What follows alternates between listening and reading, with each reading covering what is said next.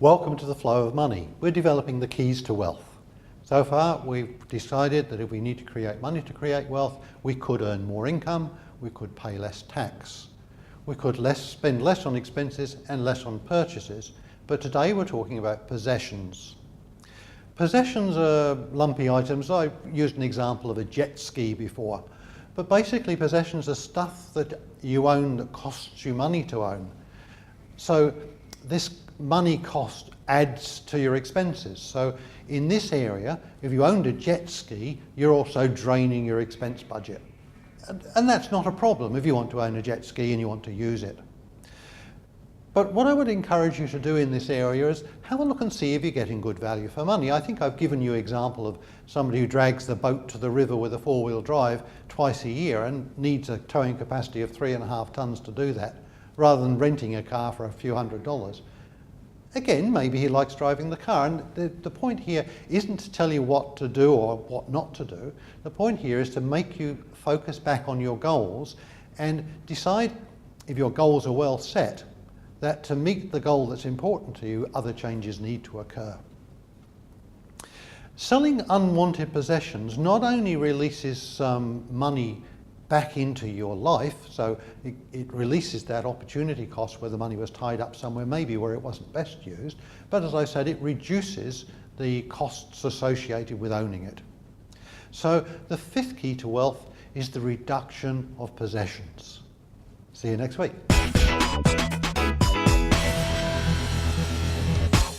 Welcome back. We are tying up our episode on debt with the help of Baden Hammond, who's a chartered accountant, but Baden is with us because he can do magic with money. Baden, thank you for joining us. No problem, happy to be here. Can you do magic with money, Baden? I can do magic with money. I like to fool people and do a little bit of sleight of hand when it comes to money. So, good attribute for an accountant. Can you show us? Oh, absolutely. In fact, do you dabble in foreign currency at all? I try and avoid it. I think it's dangerous. And I might just be able to prove exactly why it's dangerous. So, do you mind helping me out here? No problems at all. I brought along here an American dollar note. Yep. And yeah, you can hold on to that. And I've also got a Canadian $10 note, all right? So a Canadian and a one. At one time, these were worth about the same. That's just my little accounting joke. But here we go. I'm going to fold these up into neat little packet, then into neat little quarters like this. If you could just hold out your hand for me. You're just going to place those into your hand like so. Just fold your hand up. Now don't squeeze them too tight because I'm going to steal one away. I'm just going to go in there, take one away. I've got the American dollar, Kerry. You've got the Canadian 10. Mm-hmm. Okay. Are you happy about this situation at the moment? Oh yes. Did you feel that happen? See, I've actually got the Canadian 10, and you have the American dollar. So you see, this only goes to prove that when people are ripping you off, you never know it's happening. You never know it's happening until it's happened, and then it's too late. Thank you very much for that, Baden. It's really interesting to have you on. Baden is a magician, and you can catch his shows by going to his website, badenhammond.com, but we'll put that on afterwards. Now, Baden, you've watched the previous bits of the show.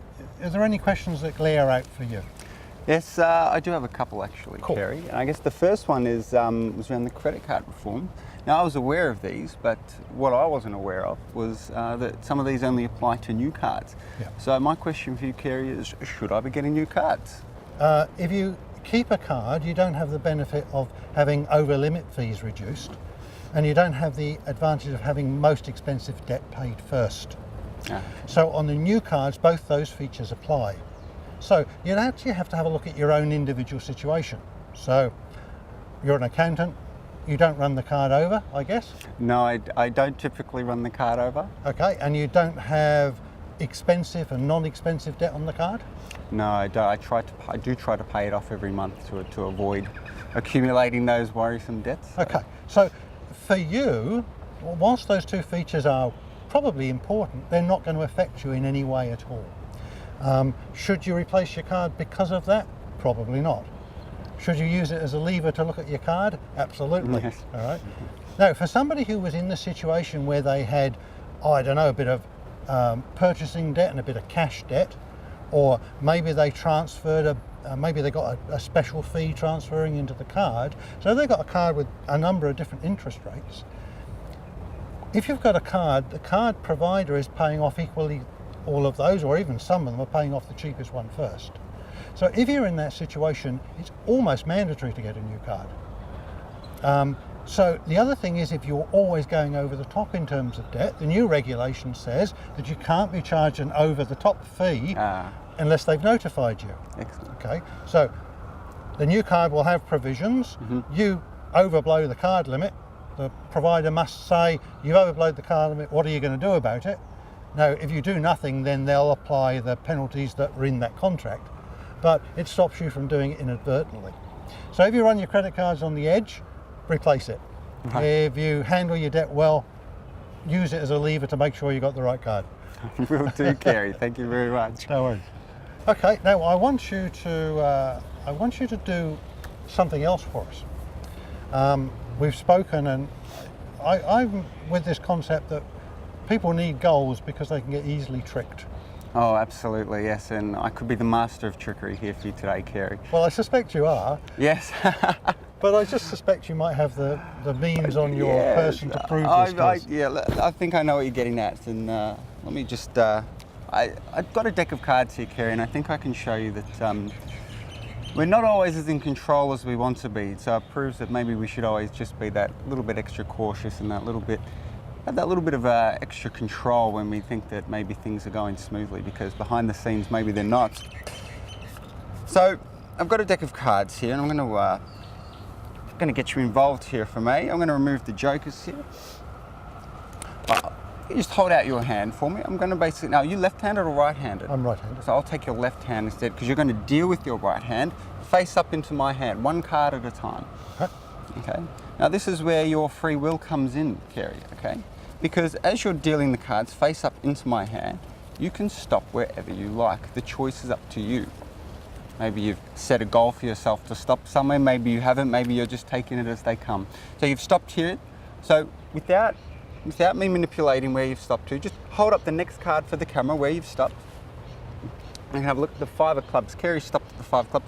You could have fairly stopped anywhere else, and you should certainly have kept going. I mean, if we take the 5 of clubs, you could have dealt, what was the next card, Kerry? One more card would have got you the 9 of clubs. How about 2 more cards down? Queen of hearts. Anyway, and you could keep going. The choice was yours, would you agree? Did I influence your choice? No, in fact, I was trying not to be influenced. You were trying not to be influenced. All right, well, Kerry, I removed the box at the start. Now, I'll take those. I don't want you to think I'm cheating, but if you could just pick up the box off the ground. And then nice and slowly for the camera, what did I leave you inside that box? Your card is, ta-da! 5 of clubs, that looks like a match. So maybe you weren't as in control as you thought you were there, Kerry. Very good, thank you very much. No problem at all, my pleasure. So Baden, that just goes to show you're never really in control. At least not when we most expect to be. So, Thank you very much indeed for your help. Absolutely my pleasure, thanks for having me, Kerry. Baden's taught us to be cautious. We can be manipulated, and those who are going to take your money out of your pocket are master manipulators. Baden certainly isn't one of those, but he has got vast skills to show us how easy it is to have happen to you. Thank you again. That concludes the show on debt. Next week we'll be back with accumulation. I hope to see you then.